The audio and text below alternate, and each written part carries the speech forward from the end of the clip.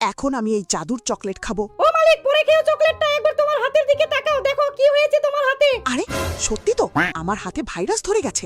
আমার হাতে এত ভাইরাস হলো কি করে? আরে আরে, চুলকাচ্ছ কেন মালিক? চুলকালে তো আরো বেশি বেড়ে যাবে তোমার ভাইরাসগুলো। আমার চুল কাটছে তাই চুল কাটছি। এখন কি করে এই ভাইরাসগুলো ছোটাবো? কি ভাবছো মালিক? তাড়াতাড়ি দোকান থেকে ওষুধ নিয়ে আসো, যাও। ওষুধ কেনার টাকা নেই আমার কাছে। আইডিয়া, আমি আমার ওষুধ নিজেই বানাবো।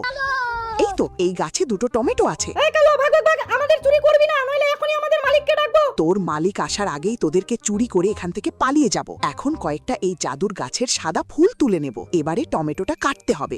মাগো, মরে গেলাম। একটু আস্তে কাট কালুয়া, আমার ব্যথা লাগছে তো।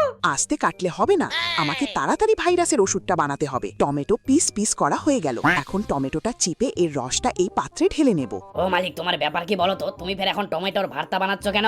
টমেটোর রস বের করছি, এখন সাদা ফুলগুলো দিয়ে দেব। এবারে এক এক করে এই ভিটামিনগুলো পাত্রে ঢেলে দেব। থামো থামো থামো, এসব কালো কালো কি জিনিস দিচ্ছ তুমি?